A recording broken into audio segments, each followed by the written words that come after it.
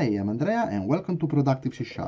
In this video, I want to talk about Docker and how you can set up your Windows development machine to start developing using Docker.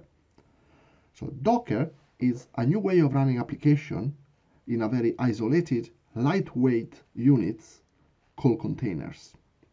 You can think about containers like a very lightweight version of virtual machines from a logical point of view. There are some terminology that is extremely important to understand immediately when we are talking about Docker, and I want to start with that before even telling you about how to set up your environment.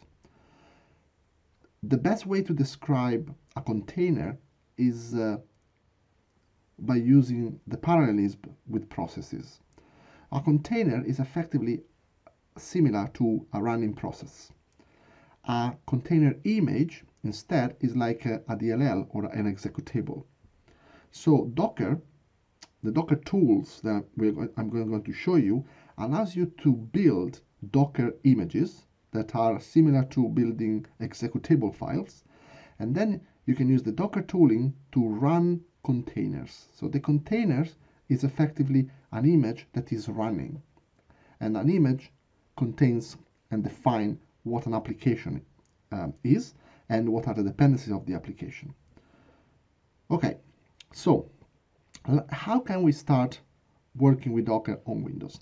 The first step you need to do is to install Docker Desktop for Windows. There is a community edition that is completely free.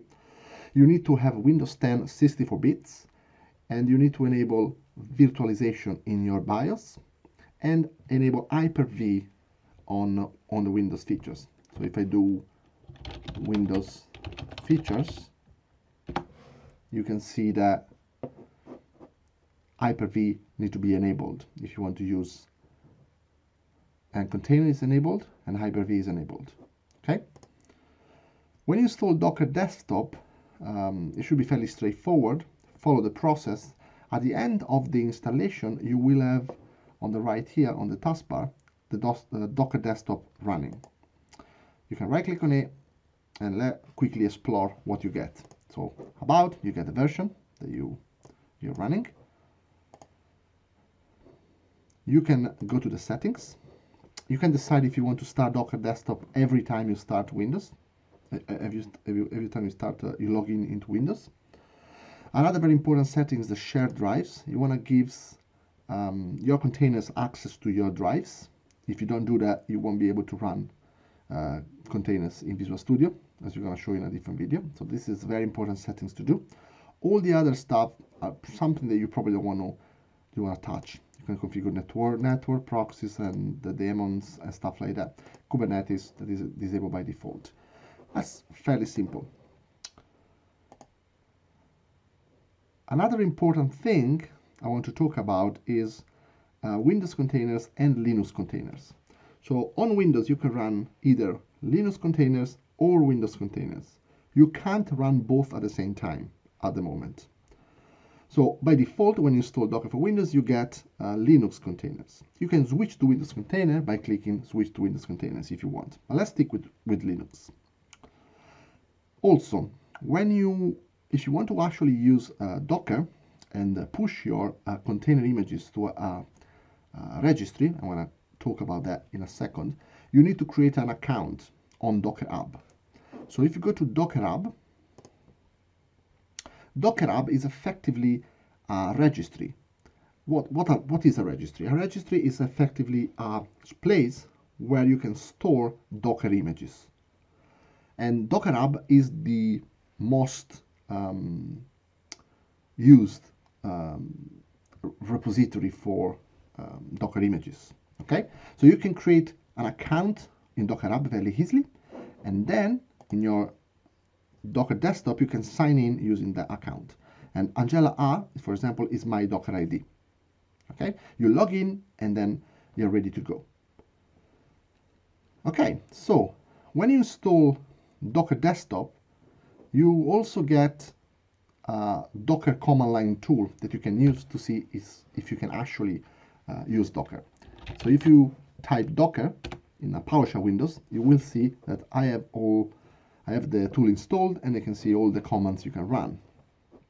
Okay, I can do Docker version to see the version of the Docker engine I'm running. And so let's start by running the first container. So I'm not going to show you in this video how to create a container. We're going to do that in a separate video.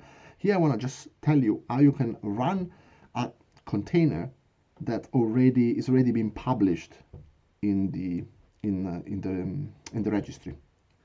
So if you go back to Docker Hub, you can explore a huge number of container images available on Docker Hub. There are more than 2 million images.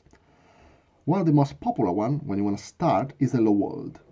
Hello World is a Docker image that defines an application that simply prints Hello World to you.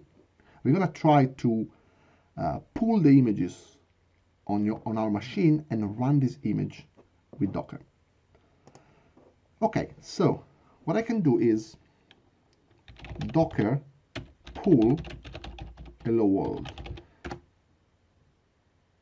What this command does is effectively going to Docker Hub, try to find the Hello World Docker image and download it on my machine. And you can see the list of images by doing Docker images. And you can see that we have Hello World downloaded in my machine. You can run a Docker image using Docker run, and then you put the name of the machine. So if you haven't pulled the image before, it will automatically pull it for you. So you don't really need to do Docker pull before running a Docker image, but I just wanted to show you that command. So I do Docker run Hello World, and boom, you actually run your first container. And this container so this test actually explains what actually happened. So the Docker client contacted the Docker daemon running on your machine. The daemon pulled the Hello World image from the Docker Hub, then is creating the first container from that image that we downloaded, and then is running this executable that print the output on your terminal. And you can see this output here. It's coming from a container. So this container is already being deleted automatically after I run it. Some containers remain actually running under the covers. You can see the containers that are actually running on your system using Docker PS. But at the moment there are none because this Hello World container has already been stopped. If you have more containers running on your machine, you will see a list of containers here, and you will be able to stop running containers as well. I'm not going to go into the details of the Docker command line. Of course, there is a lot of command that you can use, and there is a very good Docker documentation available for you if you want to look at everything that is available. But this is effectively what you need in order to get started on Windows to work with containers. In a future video, I'm going to show you how to use Visual Studio to create a web application and build a container and push that into the container registry. Before finishing this video, I want to say why you need to care about Docker. There are many reasons why Docker can be useful for you. The fact that the containers are very lightweight means that you can save costs, you can consolidate your hardware and run more applications with the same resources. You get consistency of environments because all your application and the dependencies that the application need can be defined once, and then you can have a repeatable development basically of your application. So there is no more the problem of saying it runs on my machine but not on another development machine. You can just say Docker run, put the name of your image, and then it should just behave the same everywhere. And this also means that the containers are portable. You can run them in different environments, in different clouds. So allows you really to standardize your deployments and do also rapid deployments because the images, the containers are very small, and they also start very quickly because they are not like heavyweight like virtual machines. So there are many benefits of using containers. Of course, if you are building an application that doesn't require any of these requirements, there's no point to use Docker. But definitely it's something that the industry is using a lot, and is worth start to learn more about Docker. So this video is effectively how you can start configuring your machine to develop with Docker. Thank you very much for watching.